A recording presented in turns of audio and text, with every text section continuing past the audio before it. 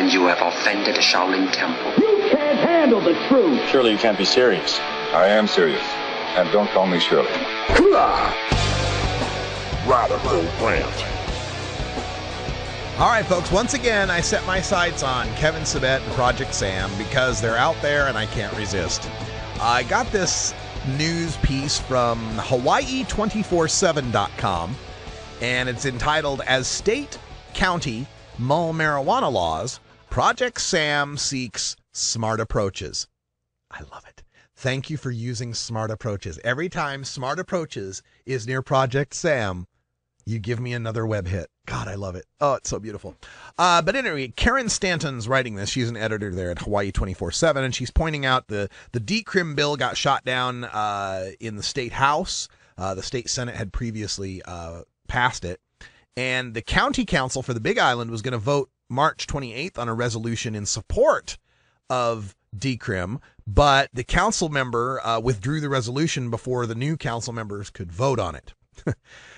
And as this is going on, of course, Project Sam has shown up out there on the Big Island, saying that Hawaii is one of a handful of states targeted for legalization by marijuana advocates. There's actually a really good story on Rolling Stone, and I was going to bring this up in hour 2, Toker Talk Radio. We'll talk a little bit more about it. But Rolling Stone has an article on the 7 states that are most likely to pass marijuana legalization in the coming years.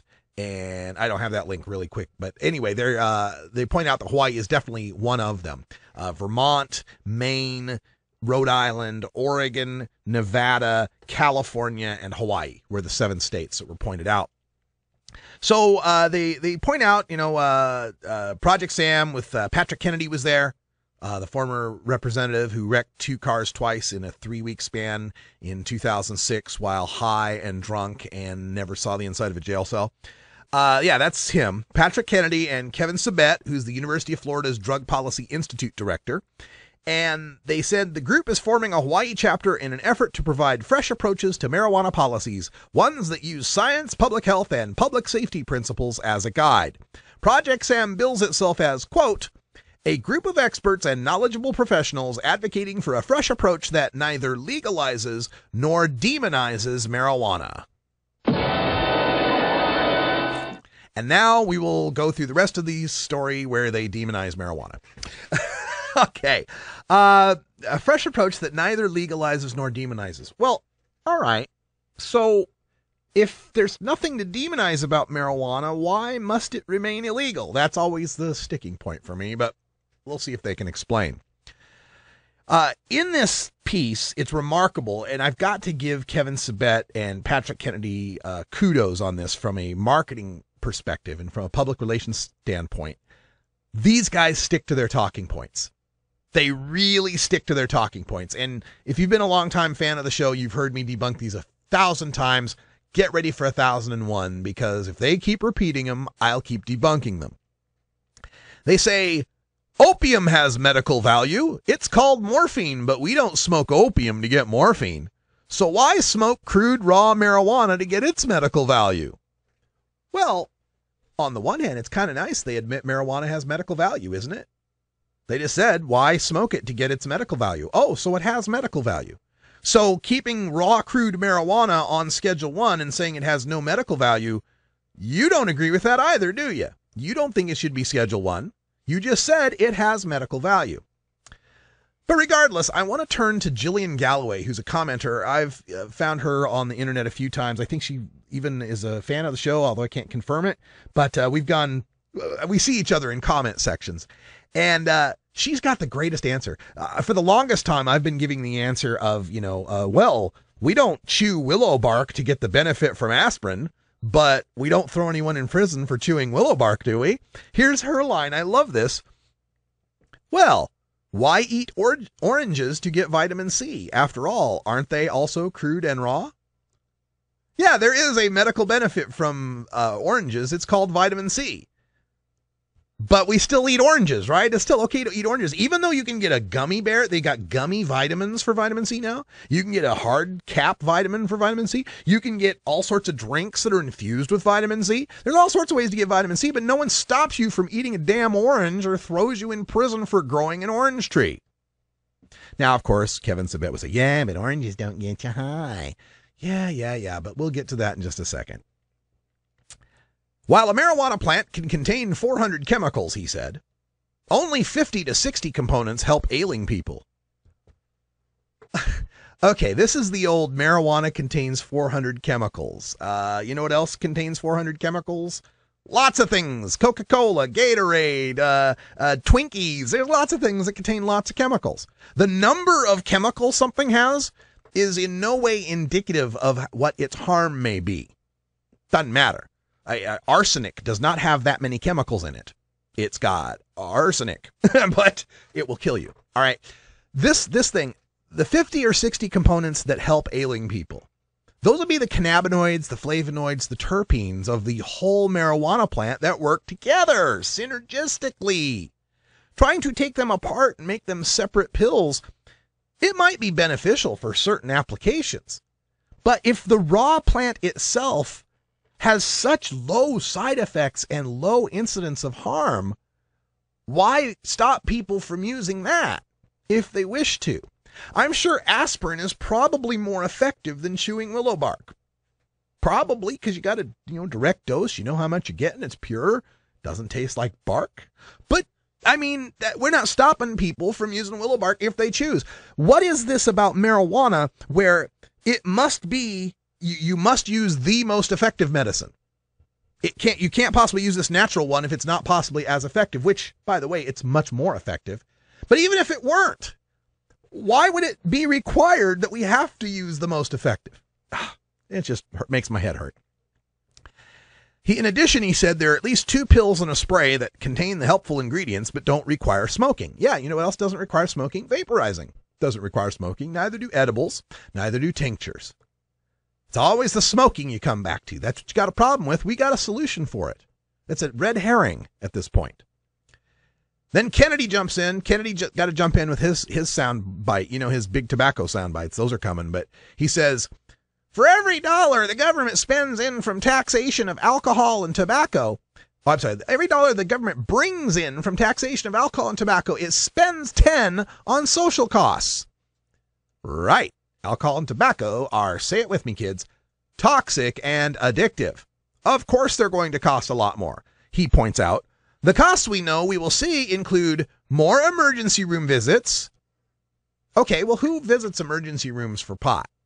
Nobody. Who visits emergency room from alcohol overdoses? Lots of people. Who visit emergency rooms because asthma, emphysema, chronic obstructive pulmonary disease?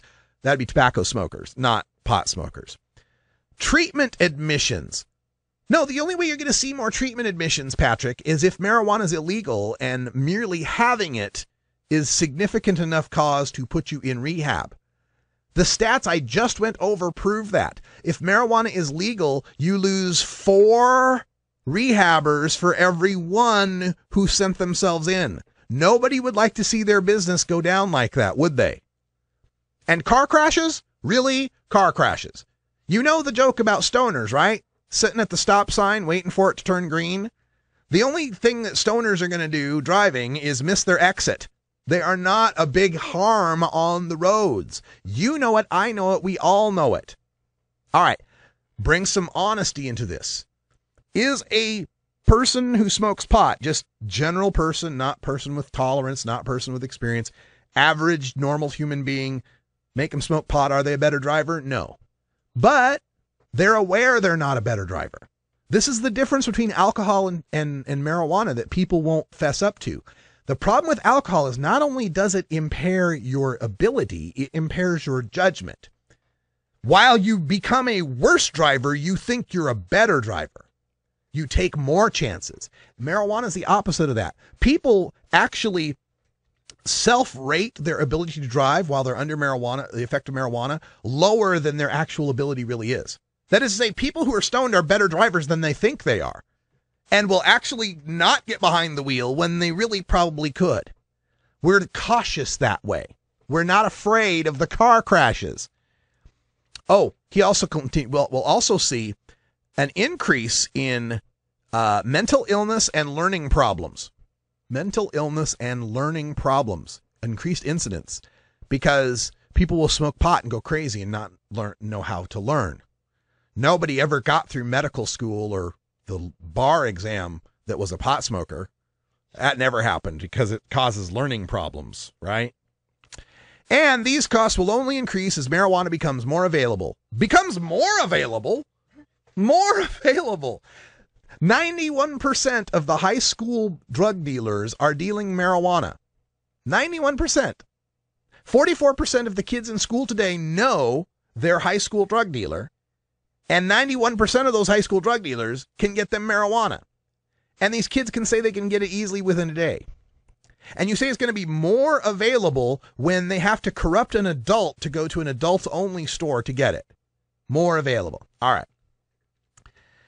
Then again, he points out the whole big tobacco thing. The tobacco companies going after the kids. The tobacco companies have admitted they need to keep expanding their customer base to keep making money. Here's the difference. With tobacco, it's a noxious, terrible habit to have. If you don't get sucked into it by the time you're 15 years old by thinking, it's cool and you'll get laid or whatever, if that hasn't happened by the time you're 21 or 22, you smoke a cigarette and go, fuck this is awful. With alcohol, there's a similar thing at play. And there's the effect that as you get older, you get my age, you get in your mid-40s, 50s and so, drinking a whole lot just doesn't work for you. You just can't, it's not going to happen. As marijuana becomes legal, you're not going to see a huge jump in teenage use. You're going to see a huge jump in the AARP use. You're going to see people 50 and older smoking pot. You're going to see the baby boomers who tried it back in Woodstock who are getting back on the train and realizing, hey, I can smoke weed, giggle, have some great sex with my lady, and when I wake up, I don't have a hangover. I can smoke a little weed and not get obnoxious and have, the upset stomach and whatever else comes with drinking alcohol. I can have myself a relatively good time and still go to work in the morning, be a functioning human being. That's where you're going to see the growth of marijuana. And that's what Patrick Kennedy and all those people don't want to see happen. Their friends, they're in the alcohol and in the marketing of, prescription pharmaceuticals, the pill to help your depression and then the pill to help your pill that helps your depression. They don't want to see people smoking a joint and feeling good. The people that make the Ambien, and then if the Ambien doesn't work for you, the new one that you take in the middle of the night for just a little bit of sleep. What's that new one called? I can't even remember anymore. There's so many. I'm sure it's got a Z in it. But they don't want to see you smoking a doobie and getting a good night's rest. Let's see. What else has Sabet got in here for me? Sabet said marijuana doesn't have a measurable dose like alcohol or prescription medication. Of course it does. It's called... Oh, that's enough. It's self-titration. That's what it is. Alcohol and prescription medication go into your gut and take 10, 20, 30, 40 minutes before you feel anything. That's why they have to have measurable doses. Marijuana, you smoke some. Was that enough? I'll smoke a little more. Was that enough? Yeah, that's enough. That's the way pot works. It's not alcohol or prescriptions. And please, you gotta end my rant with marijuana available now is 5 times more powerful than the 80s and 10 times more powerful than the 60s. Have you seen the video from Woodstock? Those are not the clothes and actions of people with weak weed. No, sir. That's some good weed. There's always been good weed. And we actually want to see better weed in a legal environment. You want to know why that potency's gone up, and it hasn't gone up 5 or 10 times. It's gone up 2.5 times. But you want to know why that potency goes up is because prohibition creates a market force that requires dealers to increase the potency to compete in a market. They can't differentiate their product any other way. You're in fact going to see a boom in lower THC high quality strains once we get legalization. A lot of that baby boom generation doesn't want to have their lights knocked out when they smoke a doobie. They just want to get high. You're going to see so much change from legalization that looking back on these Project Sam missives in just 4 years are going to look as silly and ridiculous and as obscene as reading some of the missives from the Jim Crow era South or some of the anti-gay ravings of the Westboro Baptist Church. You're in the same league as Fred Phelps, and that's as much respect as you get from me. Wow, that's all the time we got for today, but we'll take some of this into hour 2. We got Bacon Dan and Brian the Red hanging out with us. We'll also take your calls at 971-533-7111. Thanks for joining us. Stay tuned for Toker Talk Radio, and until next time, take care of each other, Tokers.